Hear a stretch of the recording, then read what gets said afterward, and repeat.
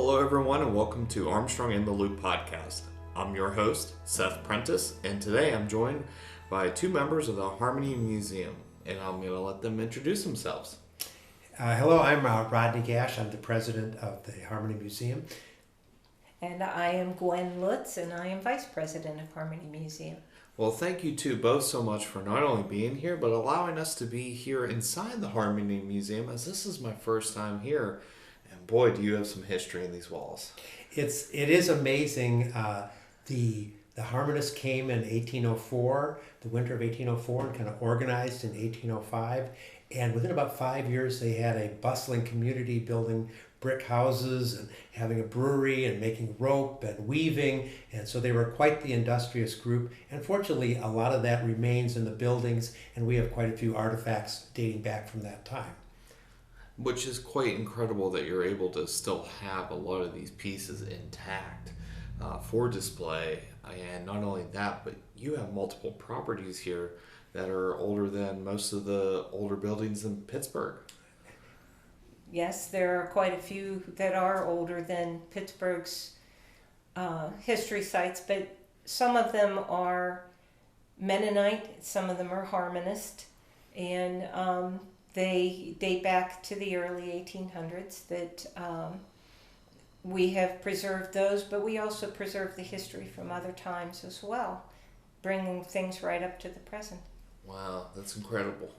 Maybe let me tell you a little bit about the buildings we have. We're sitting here today in the Harmony Museum building, which is a brick building built by the harmonist. We have another brick building that also has some museum displays plus our museum shop.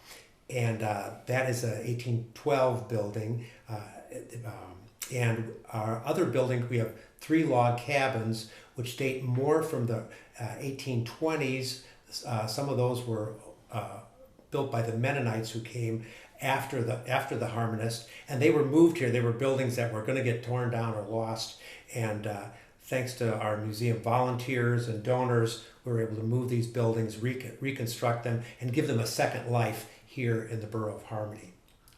Now, when you mentioned the Harmonists and the Mennonite period, the Harmonists weren't here that long, correct? They were only here 10 years.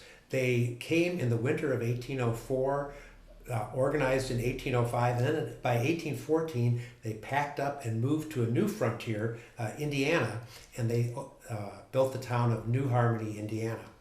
Now, did they still go by the Harmonists at that time, or had they switched what their name or Nope, they was? were Okay. the Harmonists. They were in Indiana for 10 years, and then they moved back to the Ambridge area in western Pennsylvania, and that's where we have the Old Economy Village, which is a state historic site. So that was their final resting point. You mentioned that it's nice we have all these old artifacts. It may have been benefited because while they were here, they decided to have to practice celibacy, so they had no little kids jumping on those chairs and beds. But that did end up being their demise. So they all died out in the last decade of the 1800s, I believe. Yes, they totaled 100 years. Wow. That they were in, a functioning society. That's incredible. So now that brings us to some of the other parts that the museum has. And, you have a wine cellar, not only in the museum building, but a second location as well that just going down there was worth worth a tour in itself. Yes, it's pretty fascinating to think that they hand-hewn these rocks out of a local hillside and moved them. And some of the rocks, you can still see the numbers in the floor where they laid them out in a field like a jigsaw. These big rocks that were hand cut, and then reassembled them in the floor of the wine cellar here in the museum building.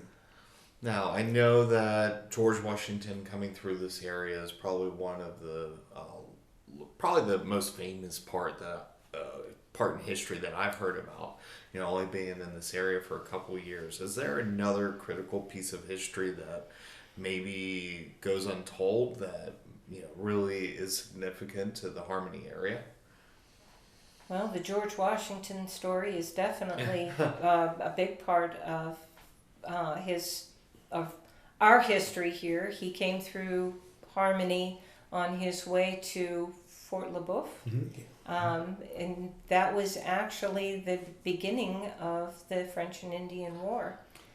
And his journals say that he crossed the Connoquenessing Creek. It doesn't call it the Connoquenessing, didn't have that name, but he crossed the creek here in Harmony and camped and traded with the Indians for corn and dried meat. And so we're quite sure that he was here in Harmony in 1753. Another interesting thing we have in the museum is Charles Flowers' gun collection. Charles Flowers was a local gunsmith, a highly talented one, and he made what are sometimes called Kentucky rifles, although they originated in Pennsylvania. And it's amazing workmanship, curly maple stocks, in-grade German brass, and these were made right here in Harmony, and they're quite collector's items, and we're very fortunate to have about a dozen of those rifles here as sort of a legacy of the craftsmanship that was here in the 19th century. Now, that's a piece of information I did not know that existed here. So, say I want to go on a tour of this area. What do you highly recommend for a guest, a visitor? What do they have to do? Well, contact the Harmony Museum. We're open from Tuesday through Sunday, every day of every week of the year, except for major holidays like Christmas and Thanksgiving. And we are open from 1 to 4. You can contact us, and you can just stop in, for that matter, during those hours and get a tour of the museum and the properties right in town here. And then if you'd like, there's a walking tour that you can take that will take you around to the outer properties that we own. There's an 1826 meeting house that was the Mennonites built and used.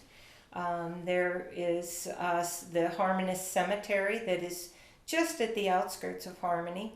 And the walking tour, if you're up for a little bit of a walk, it's a really interesting stroll through history. Now, do you do themed ones for, say, the fall? Do you do a haunted tour? No, no, we don't have anything like that, although there have been those who are interested in the paranormal do research here. Okay. The museum building was after the Harmonists left, it was a young girls' boarding school. And I've heard tell that there's, I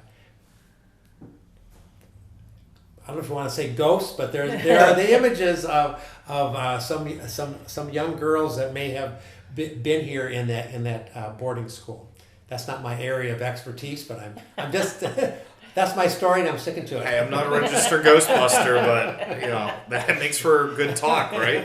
Yeah, it's not the only building in town that is reputed to have some paranormal activity. So at some point or another, we may decide to do that. There we go. The Harmony Inn, which is just down the street, well-known brew pub and restaurant, they make much do of the ghosts that supposedly live upstairs. Well, I know we just spoke of a potential event down the line, and you recently just had your Cellos in Harmony. Talk about how great of an event that is for this area. Well, it was an artist in residence, and we had Eugene Friesen, who is a Grammy Award-winning cellist, in town for Friday, Saturday, and Sunday concerts, including workshops for youth. He did a couple of assemblies at the Seneca Valley School, so it's really our effort to bring music here that people can enjoy and train future artists, and that's really part of our mission, is to educate, preserve, and restore. And speaking of restoration, I'm so glad you brought that up. We have a big window campaign going on right now. We have a total of about 75 windows. Our first phase is going to replace 38 of them, and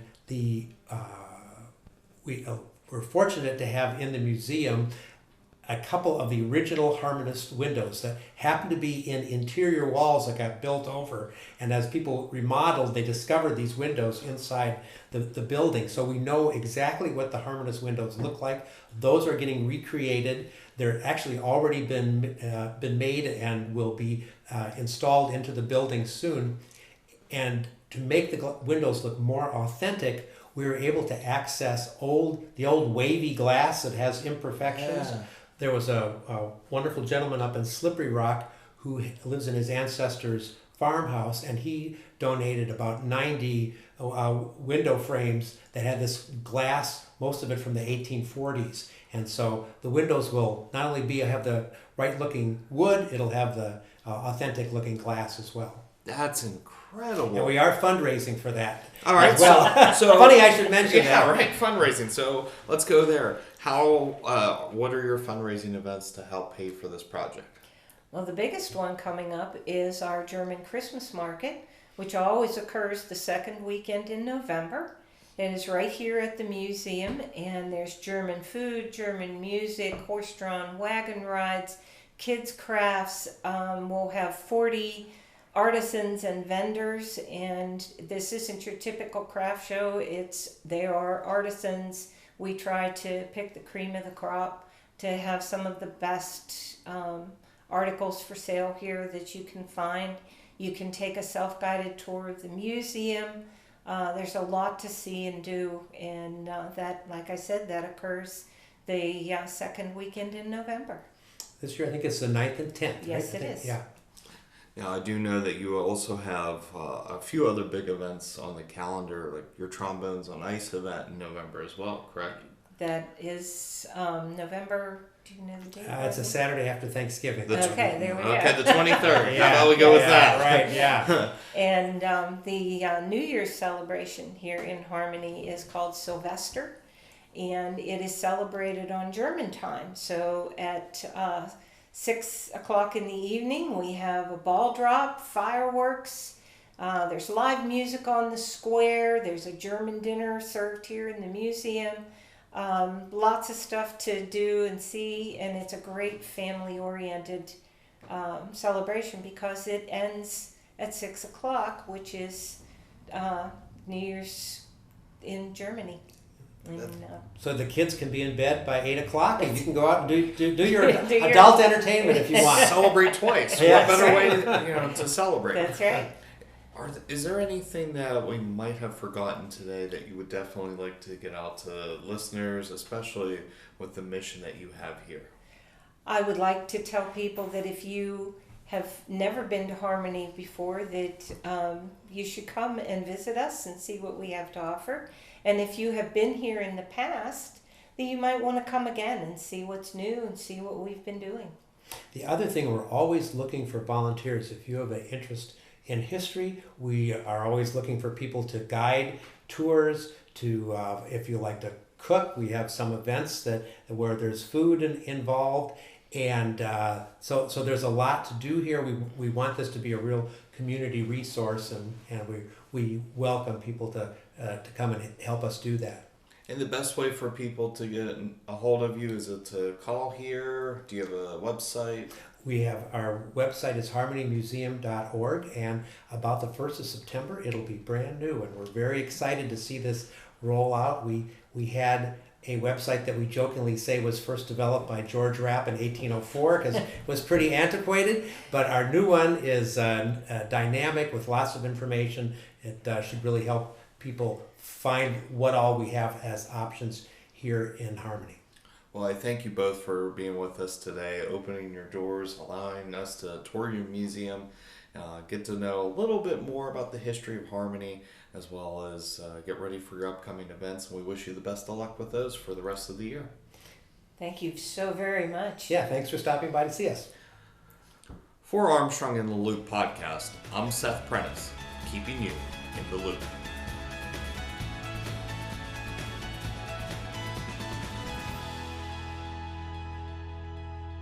Are you enjoying Armstrong in the Loop podcast? Great news! All past and current episodes are available on popular streaming apps and websites. Search Armstrong in the Loop podcast and subscribe today.